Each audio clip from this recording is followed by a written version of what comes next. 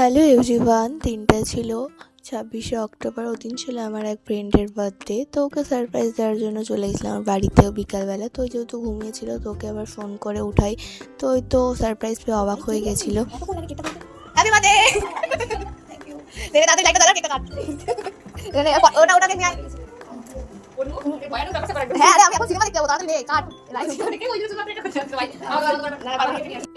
এর জন্য দুটো কেক নিয়ে এসেছি।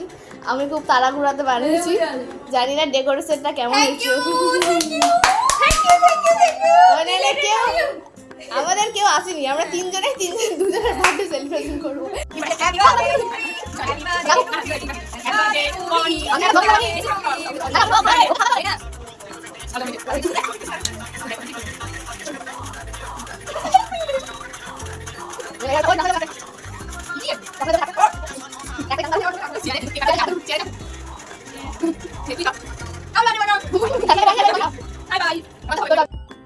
তোমরা হয়তো ভাববে যে দুজন কেন কেক কাটলো জন্মদিনটা একজনের, যেহেতু কয়েকদিন আগে পন্নারও বার্থডে গেল, তো ওর জন্য যেহেতু কেক বানিয়েছিলাম না, তাই জন্য একসাথে দুজনের কেক কাটিং করিয়ে নিয়েছিলাম।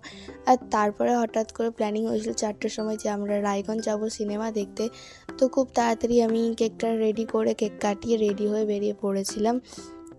আর আমাদের সিনেমা যাওয়া ছিল রায়গঞ্জে। তো দেখার কথা ছিল দিবানি, যেহেতু আমাদের একটু সময়ের লেট হয়ে গেছিলো, আধ ঘন্টা লেট হয়ে গেছিলো, তাই জন্য আমরা দিবানি দেখতে পাইনি। থাম্বা বলে একটা সিনেমা শুরু হয়েছে নতুন, ওটা সিনেমা দেখেছিলাম। তো যেহেতু সিনেমা শুরু হতে 10 মিনিটের মতো লেট ছিল, তাই জন্য একটু ছবি তুলে নিয়েছিলাম সবাই মিলে।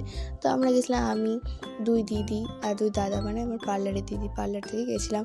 আর সিনেমাটাও খুবই ভালো ছিল, ওটা সবাই দেখতে পারবে, ফানি ভূতের কমেডি টাইপের সিনেমাটা। তো যেহেতু এখনও 5 মিনিট বাকি ছিল, তাই জন্য একটু আমরা ছবি টবি তুলে নিয়েছিলাম। তো 7:30 যেহেতু শো শুরু হয়ে গেছিলো।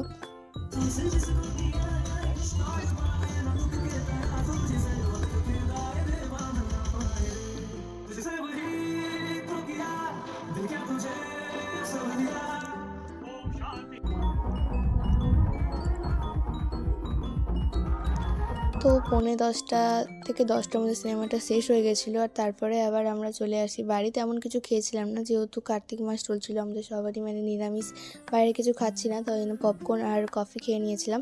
আর তারপর চলে এসলাম বাড়ি। এখন রাস্তায় একটা গাড়ির জন্য আমাদেরকে হাঁটাহাঁটি করতে হলো। পা ব্যথা হয়ে গেল, পা ব্যথাটা হয়, হ্যাঁ কি পা ব্যথা হয় না। যেহেতু একটা গাড়ি ছিল, তার জন্য দাদাদের গাড়িটা আসতে পারছিল না, যেহেতু গলিগুলো খুবই ছোটো ছোটো। তারপরে দাদারা আমাকে আগিয়ে দিয়ে গেল। আর আসার সময় যেহেতু ঠাকুর বিসর্জন হচ্ছিলো, তাই জন্য আমি অর্ধেক রাস্তা থেকে চলে গেছিলাম বাড়ি।